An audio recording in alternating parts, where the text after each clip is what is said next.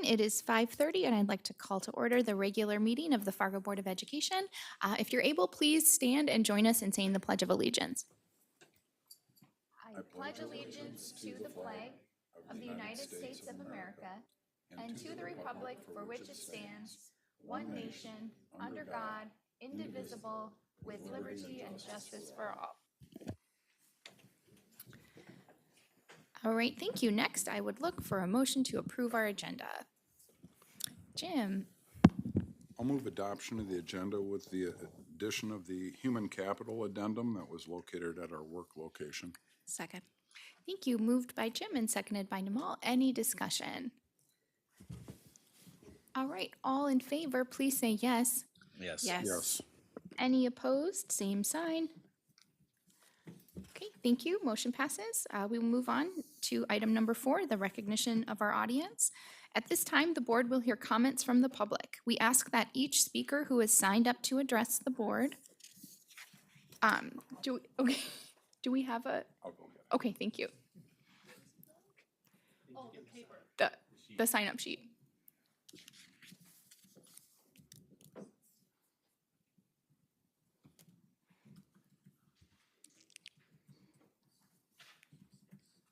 Thank you so much. Okay, at this time, the board will hear comments from the public. We ask that each speaker who has signed up to address the board state their name and home school district for the record. Speakers must refrain from using this forum to criticize or complain about a specific employee or student by name. Vulgar or profane language will not be tolerated. The board is interested in your comments and will listen carefully, but is not obligated to respond to or debate issues in this forum. This evening, one speaker has signed up to address the board. This speaker will be allotted a maximum of 3 minutes. Upon conclusion of the allotted time, a chime will sound and the speaker is asked to conclude. If necessary, a final chime will sound 15 seconds later, signifying the end of the speaker's time at the podium. I will now call our only speaker to the podium, who is Devin Stachinsky.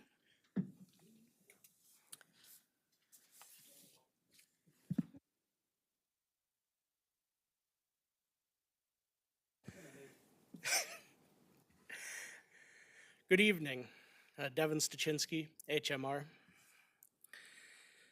I attended your outreach sessions for the steering committee, as was suggested by several of the board members. And I have some questions between that and your memo 72.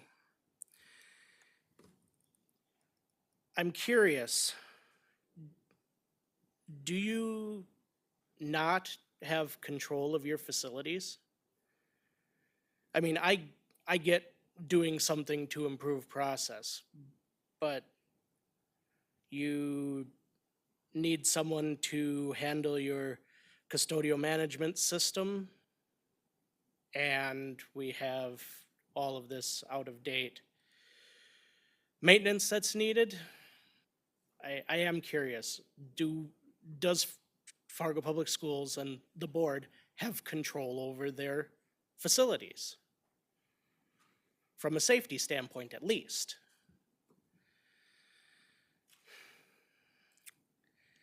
I asked a question of James at one of the sessions. I also asked if the steering committee actually has anything in place to guarantee some form of action from the board, or if the steering committee with the public input is merely an exercise in futility and saving face. As far as I can tell, there's nothing actually set in stone that the board will do anything with the steering committee's recommendations. Like, as far as anyone who's been observing this board for a while could see that and think, well, the planning committee is just going to go, well, thank you for your recommendation. We're going to do this other thing instead. that's just because there's nothing written down or shown that that's actually going to be the course of action, or if there will be something in writing going, okay, the steering committee has given us this, here is our plan X, Y, and Z going forward. Like, if something like that is going to come out, maybe that probably would be good for transparency purposes. But I really wonder, are the buildings safe? Thanks. Thank you. Moving on to our reports section, we'll start with a FEA report. Thank you, President Birkeland and members of the board.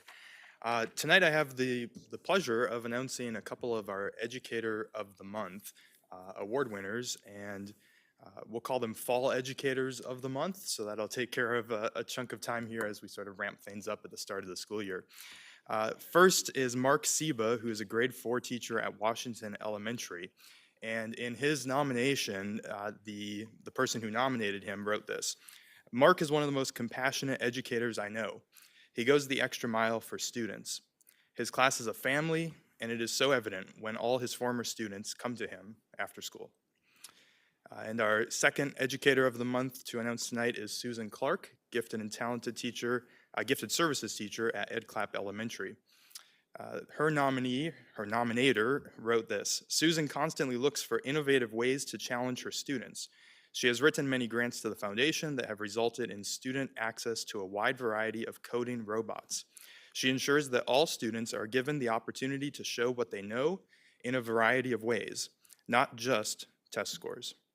And so that's always a fun part of this role that I get to step into, is awarding these, announcing them here in a public setting, but then eventually here we'll see if we can get to their building and properly award them individually, one-on-one. Additionally, coming down the road, I have worked with Dr. Hansen to create a listening session on standard-based instruction. And so it'll be December 11th for educators to come together and have an opportunity to share thoughts, questions, concerns, what's working, what needs to be improved, pretty wide range, open discussion and open dialogue. That's December 11th at 3:30 for elementary teachers and 4:45 for secondary teachers. And then as we had conversation together, there was sort of an understanding mutually that it would probably be good to do this again down the road.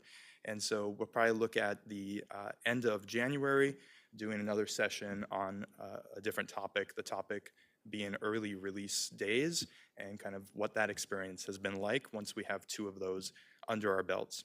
And so I'm pretty grateful for this kind of collaboration. I think it's important that we are able to do that and allow for a way to have some dialogue between educators and district office staff.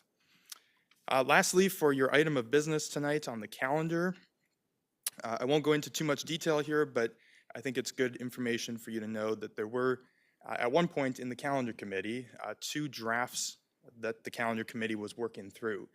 And the FEA then went and surveyed members to try to get a sense of how our committee members, the FEA representation on that committee, should be voting, should be advocating for which of those 2 options. And ultimately, the draft that's presented to you tonight does hold the support of the majority of the FEA members who responded to that request for feedback. It was a pretty close vote, a pretty narrow margin, but nonetheless, the majority is the majority, and that's what held the majority. So we're glad to see that that's the recommendation coming to the board, and look forward to your approval of it tonight. Thank you. Thank you very much. Moving on to our administration report, Dr. Gandhi. Thank you. No administration report tonight, and there's nothing on the board agenda that we've included as well for our administration report. Okay, great, thanks. Moving on to our consent agenda, I would look for a motion. Yes, Jim? I'll move adoption of the consent agenda with the addition of the human capital addendum. Second. Thank you. Moved by Jim and seconded by Seth. Any discussion? All right, everyone in favor, please say yes. Yes. Anyone that's opposed, same sign. Okay, thank you. Motion passes. Next, moving on to Item number 7, our business section. We have one item for business, which Mr. Kraft briefly discussed, our new calendar for 2024-2025. Bob, would you like to introduce this for us? Dr. Gross? Sorry. Thank you very much. Um, So back in March 28th of 2023, the board approved a calendar for the 24-25 school year. And then after that, the board took one other additional action, which was to review and update EL 14, which really is the executive limitations around the calendar. And with that, then added to that executive limitation that the district would be closed on all federal holidays. That then precipitated that the calendar committee come back together. We met over the course of 3 different evenings, reviewing the calendar, and like was mentioned earlier, actually created 2 different versions. We then went out to our peer groups, got feedback on that, came back on that 3rd meeting, and came to 100% consensus on the calendar that's attached to Memo 73. What you'll see is that calendar makes the changes that are articulated on the bottom of the memo, basically moving some days, also moving some of the early out days. But in a sense, what it did is made sure that our district would not be in session during those federal holidays. So with that, I just wanted to bring that forward and see if I can answer any questions. Thank you. Yes. Robin? I'd like to move that the 2024-25 school calendar be approved as presented. Second. Thank you. Moved by Robin and seconded by Katie. Any discussion?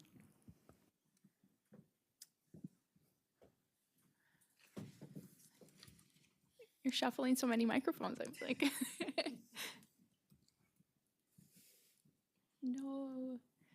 All right, I just want to thank Dr. Gross for his leadership on this committee. I served on it again, and it was a good group, so thank you. And I was happy that we reached a decision for a somewhat tricky puzzle to solve, so thank you. All right, then it looks like we're ready for a roll call vote. Please, Anne Marie? Nelson, Yes. Christensen, Yes. Clark, Yes. Day, Yes. Gullickson, Yes. Holden, Yes. Johnson, Yes. Berkland. Yes, motion passes. Thank you very much. All right, moving on to item number 8, executive session. I was informed that we just have one this evening, and it's regarding the FEA grievances. And as you'll recall, previously the board heard 2 level 3 grievances from the FEA regarding a level C teacher and school psychologist, and level 4 of the grievance procedure as outlined in Article 2, Section D of our contract states, the association shall, within 25 business days, submit the grievance to non-binding arbitration at their cost, or return it to the grievant, who may submit the grievance to non-binding arbitration at the grievance cost. Mike Geierman, legal counsel for the FEA, has asked legal counsel for the board whether the board would waive level 4 process as outlined in the negotiated agreement and allow the FEA to file in court. In accordance with North Dakota Century Code 44-04-19.1, the board is authorized to enter into an executive session for the purposes of an attorney consultation in anticipation of reasonably predicted or pending adversarial administrative proceedings. Therefore, I would look for a motion from the board to enter into an executive session. Yes, Jim? I move that we go into executive session under North Dakota Century Code 44-04-19.1 in anticipation of possible pending civil action. Second. All right, thank you. Moved by Jim and seconded by, I think I heard Namal first. Any discussion? Okay, I think we're ready for another roll call vote, please. Christensen, Yes. Clark, Yes. Day, Yes. Gullickson, Yes. Holden, Yes. Johnson, Yes. Nelson, Yes. Berkland. Yes, thank you. Motion passes. We will move into executive session, and we are going to be going upstairs. So if you're in this room, you can stay here because we're moving this time.